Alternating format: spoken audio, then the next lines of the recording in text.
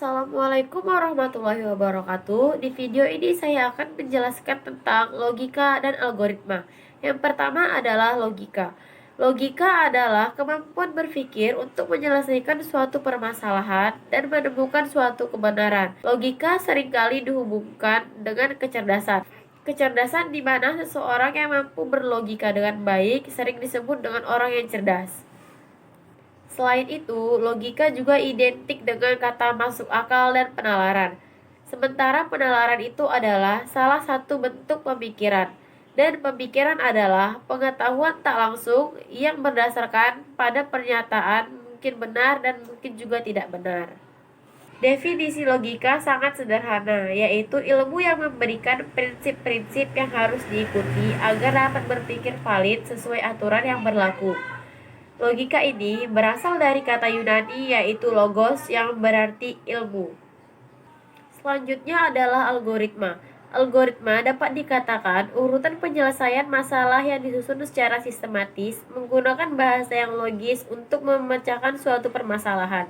Jadi, dapat disimpulkan bahwa logika dan algoritma adalah ilmu yang mempelajari tentang cara penyelesaian masalah berdasarkan urutan langkah-langkah terbatas yang disusun secara sistematis yang menggunakan bahasa yang logis dan dengan tujuan tertentu.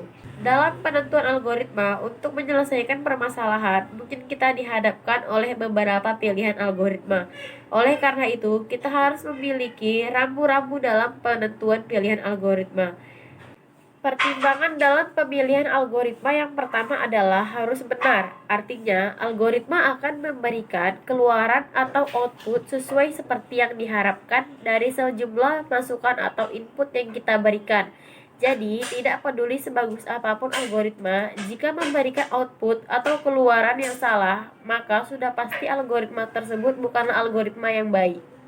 Yang kedua, kita harus mengetahui seberapa baik hasil yang dicapai oleh algoritma tersebut. Hal ini penting terutama pada algoritma yang memerlukan aproksimasi hasil, yaitu hasil algoritma yang kurang lebih hasilnya itu berupa pendekatan. Kemudian, algoritma yang baik itu tentunya harus mampu memberikan hasil yang sedekat mungkin.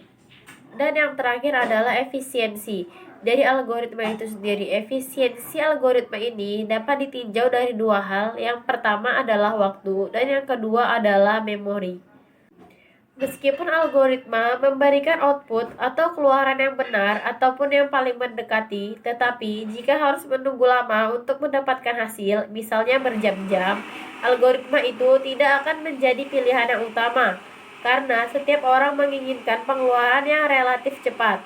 Begitu juga dengan memori, semakin besar memori yang digunakan, maka semakin jelek pula algoritma tersebut. Selanjutnya adalah pengenalan flowchart. Pengertian flowchart. Flowchart adalah bagan yang menunjukkan alir dalam program atau prosedur sistem secara logika. Bagan alir digunakan terutama untuk alat bantu komunikasi dan untuk dokumentasi. Yang kedua, jenis-jenis flowchart. Ada beberapa jenis flowchart di antaranya 1. Sistem flowchart, 2. Dokumen flowchart, 3. Schematic flowchart, 4. Program flowchart, dan yang terakhir adalah proses flowchart. Dan yang terakhir adalah simbol-simbol flowchart. Yang pertama, flow direction symbol, yaitu simbol yang digunakan untuk menghubungkan antara simbol satu dengan simbol yang lain. Yang kedua, terminator simbol, yaitu simbol untuk permulaan atau start atau akhir stop dari suatu kegiatan. Tujuan dari pembelajaran logika dan algoritma adalah agar kita dapat membiasakan diri melakukan suatu perencanaan apabila menyelesaikan suatu masalah. Karena suatu masalah yang diselesaikan dengan perencanaan yang matang, maka akan mendapatkan solusi yang lebih optimal dibandingkan penyelesaian masalah tanpa melakukan perencanaan.